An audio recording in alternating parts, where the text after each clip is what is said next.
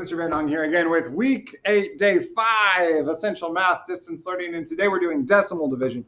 This is extremely similar to what we did yesterday, combined with what we did the day before. So we are basically solving partial product problems the exact same that we would. And then we're going to adjust the decimal. Now, remainders in this system get a little tricky. And with the distance between us, I just didn't think that I should give you any. So there aren't going to be problems today that have remainders. That's really the only time that this gets pretty a little bit more complicated.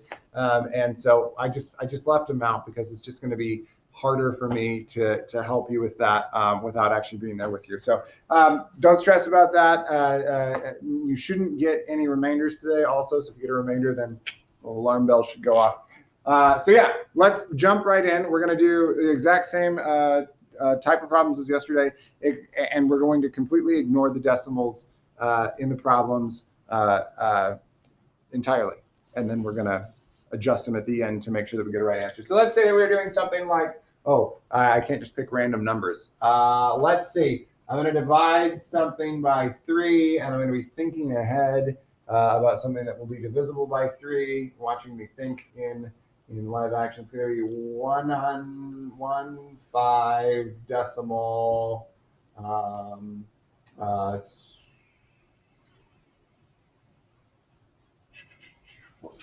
12, 15, 15, 81. There we go. 15 and 81 hundredths divided by 3 is what I decided to come up with. I'm using little mental math tricks to know that it will be divisible by 3. So I write it just like normal. I'm figuring out how many times 3 is going to go into 15 and 81 hundredths. And then I proceed to completely ignore the decimal for the time being. Just totally ignore it. Okay. So pretending it's whole numbers. So I'm ignoring that and thinking 1,581. So how many times could 3 go into 1,581? Could I share it out 1,000 times? If I gave 1,000 out to 3 times, that would be 3,000. Do I have 3,000 to give? Again, I'm ignoring the decimal. No, I don't have 3,000 to give. Well, maybe hundreds. Could I give everybody 100? So giving out 100, that would be 300 given out. And then as I subtract here, it's kind of nice after you get the first one done, that decimal isn't there to kind of confuse your brain as much.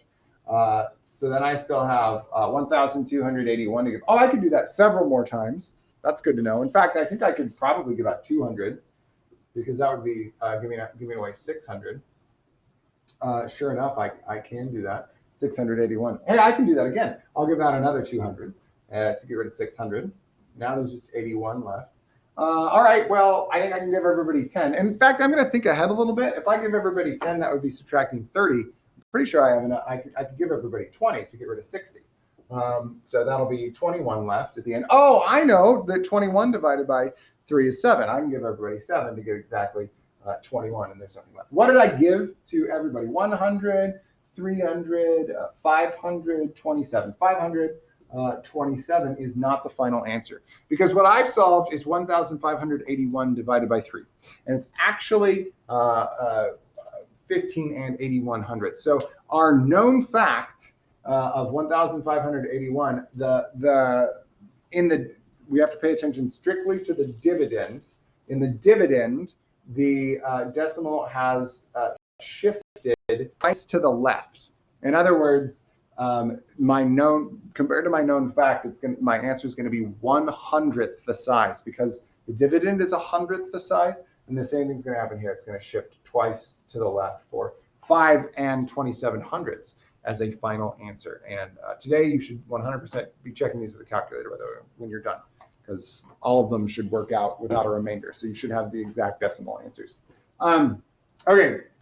Now, if there's a decimal in your divisor, there's just one tiny more step to do. So let's do something like that. And this is I'm going to be hard pressed to pick something off the top of my head that works out. We'll say, I'm going to do something divided by 1 5/10, and it's going to be something like,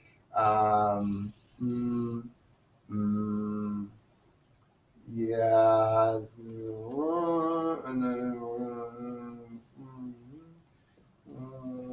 459 divided by 1 5/10.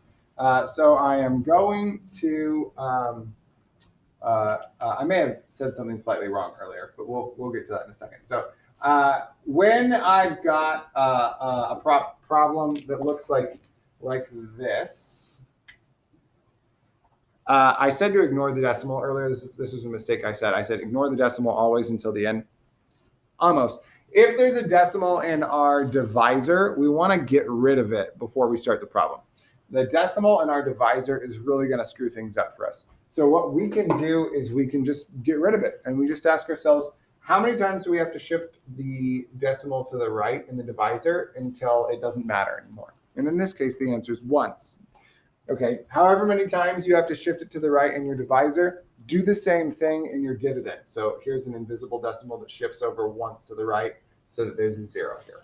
Okay, and now I'm good to go. Now I've got 4,590 divided by 15, which is an equivalent fraction, effectively. Remember, every division problem is a fraction, so this is the same thing as 459 divided by 1 5/10. And with fractions, you can multiply the top and the bottom by the exact same number, because 10 over 10, that's actually just a fancy way of multiplying by 1. That's my silly looking 1 there. 10 over 10 is the same thing as 1. So I'm not changing the value of the number. And when I multiply something by 10, the decimal shifts once to the right. So I get 4,590 divided by 15 instead. So that's a really short explanation of why I'm allowed to do that. I hate showing tricks to kids and not explaining why they work. It's really important, especially in elementary school.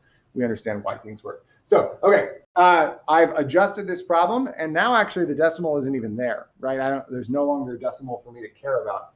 They're just invisible. Sometimes you'll shift it over and the decimal might still, be here or something like that. And then you'll have to adjust it just like you did on the previous problem. All right. So how many times can I share 15 out among 4,590?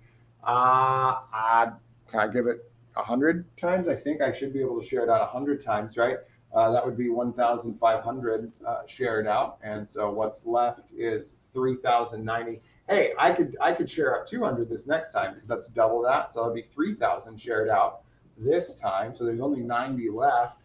I think I could share this out, I don't know, another 20 times, because that would be 15 times 20. I'm sorry, not 20. 15 times 2 is going to be 30. And so then I have 60 left. I could do that a few more times. I'll give everybody another $2, so that gets rid of another $30. Oh, there's $30 left. Get rid of another 2, and now there's nothing left. What did I give out? 306. There is no decimal to adjust because my dividend, after I adjusted it ahead of time, made it so that there's no decimal in here. It's a whole number. So the correct answer is that 459 divided by 1 5/10 is 306. So that's how that works. So have a great weekend. Do a great job on your homework and the rest of your work, and I will talk to you guys later.